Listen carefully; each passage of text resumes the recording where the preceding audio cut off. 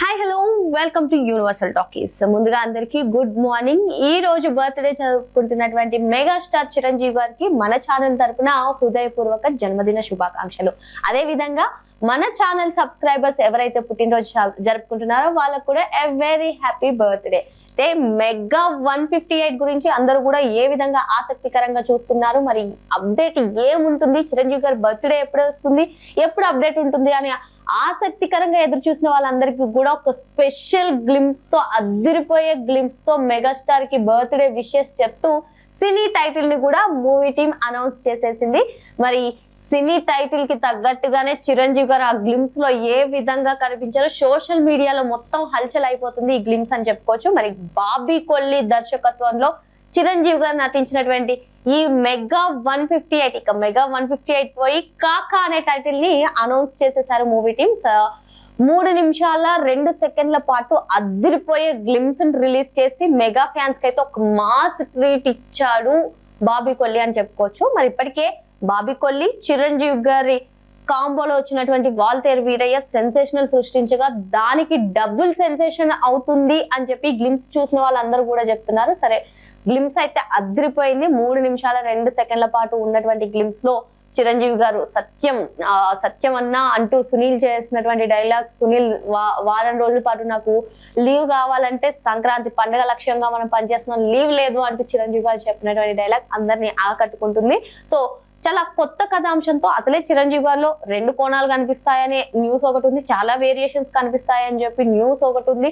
మరి వీటన్నిటికీ అసలు గ్లిమ్స్ అయితే అసలు ఎవరు ఎక్స్పెక్ట్ చేస్తుండరు, అంత అదిరిపోయిందని చెప్పుకోవచ్చు. సో మెగా 158 కోసం అందరూ ఎంతో ఆసక్తికరంగా వెయిట్ చేస్తారో ఎక్కడా కూడా నిరాశపరచకుండా బాబీ కొల్లి అయితే స్పెషల్ గ్లిమ్స్ ని అందించి అందరికి ఒక మాస్ ట్రీట్ ఇచ్చారు. ఇకపోతే చిరంజీవి గారి గురించి చెప్పుకున్నట్లయితే మద్రాస్ లో ప్రయాణం స్టార్ట్ చేసినటువంటి చిరంజీవి గారు ఇప్పటికి 150కి పైగా సినిమాలు తీసి ఒక మెగాస్టార్ చిరంజీవి గారు అసలు ఎటువంటి బ్యాక్గ్రౌండ్ లేకుండా ఇండస్ట్రీకి వచ్చి నిలదొక్కున్నాడు అంటే అది ఒక బాస్కే సొంతం అని మనం చెప్పుకోవచ్చు. సో మెగాస్టార్ చిరంజీవి గారు అంటే 90s లో, ఎస్పెషల్ గా 90s 70s 90s లో మనం మాట్లాడుకున్నట్లయితే అప్పుడు ఆయన సినిమాలు వస్తున్నాయంటే చాలు ఫ్యాన్స్ కి ఇంకా ఏ విధంగా పోటీ ఉండేది, ఎన్ని రోజులు థియేటర్ లో ఆడేవి మన అందరికీ తెలిసిన విషయమే.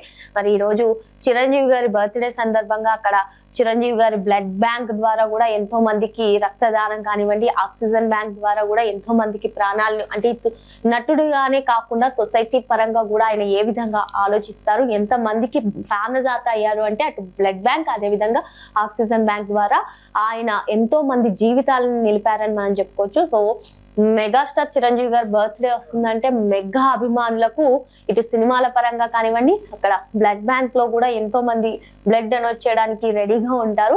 ఆయన బర్త్డేని ఒక వేడుకగా జరుపుకుంటారు. సో మరి అప్పట్లోనే సెన్సేషనల్ సృష్టించారు. రెమ్యునరేషన్ విషయంలో అమితాబ్ బచ్చన్ ని సైతం వెనక్కి నట్టి బిగ్గర్ దాన్ ది బచ్చన్ అంటూ ద వీక్ మ్యాగజైన్ లో కవర్ పేజ్ లో నిలిచిన ఏకైక తెలుగు యాక్టర్ అని చెప్పుకోవచ్చు. మెగాస్టార్ చిరంజీవి గారి గురించి ఎంత చెప్పుకున్నా తక్కువే. మరి మాకు వింటేజ్ చిరంజీవి కావాలి, వింటేజ్ చిరంజీవిని చూపించండి అంటూ అభిమానులు, అంటే చిరంజీవి గారు సెకండ్ ఇన్నింగ్స్ స్టార్ట్ చేసిన తర్వాత అభిమానులు ఎంతగా కోరుకున్నారో మనందరికీ తెలిసిందే. మరి వాల్తేరు వీరయ్య సినిమాతో వింటేజ్ చిరుని చూపించారు బాబీ కొల్లి.